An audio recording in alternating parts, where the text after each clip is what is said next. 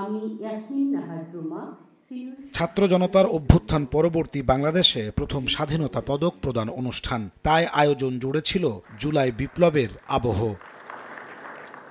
এ বছর দেশের বিভিন্ন ক্ষেত্রে গৌরবোজ্জ্বল ভূমিকা রাখা 7 গুণীজনকে দেয়া হয় স্বাধীনতা পদক। এর মধ্যে 6 জনই পেলেন মরণোত্তর সম্মাননা। পদক তুলে দিয়ে প্রধান উপদেষ্টা ডক্টর মোহাম্মদ ইউনূস বলেন, জীবিত অবস্থায় পদক প্রাপ্তি দেখতে না পারা বেদনার, তবে গুণীদের সম্মান জানাতে পেরে জাতি গর্বিত। বুদ্ধিজীবী বদরুদ্দিন ওমর পদক গ্রহণে অস্বীকৃতি জানানোয় তার পদকটি জাতীয় জাদুঘরে সংরক্ষণ করা হবে বলেও জানান প্রধান উপদেষ্টা। বক্তব্যে 25 মার্চ কালরাতকে মানব সভ্যতার ইতিহাসে কলঙ্কিত দিন বলে আখ্যায়িত করেন ডক্টর ইউনূস। 25শে মার্চ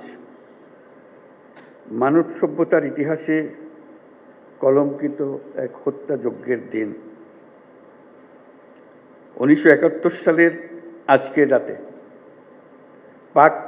পাক হানাদার বাহিনী নিরস্ত্র ঘুমন্ত বাঙালির উপর নির্মমভাবে গুলি চালিয়ে হাজারো মানুষকে হত্যা করে।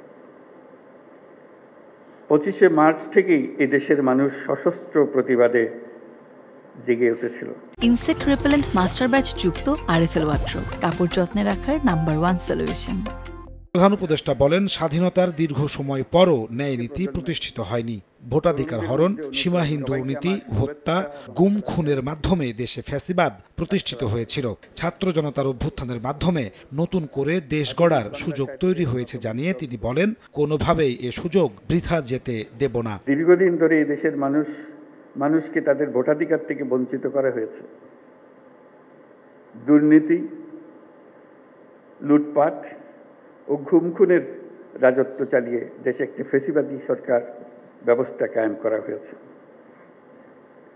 আজকের দিনে আমি শ্রদ্ধার সঙ্গে স্মরণ করছি জুলাই গণ অভ্যুত্থানের শহীদ ও আহতদের।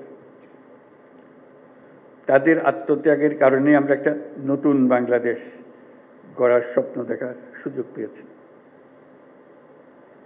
এই সুযোগ আমরা কোনো ক্রমেই বৃথা হতে দেব না।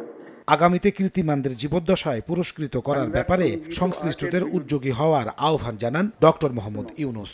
জুলাই গণ অভ্যুত্থানে নেতৃত্ব দিয়েছে নাজমুস সালেহী, সময় সংবাদ, ঢাকা।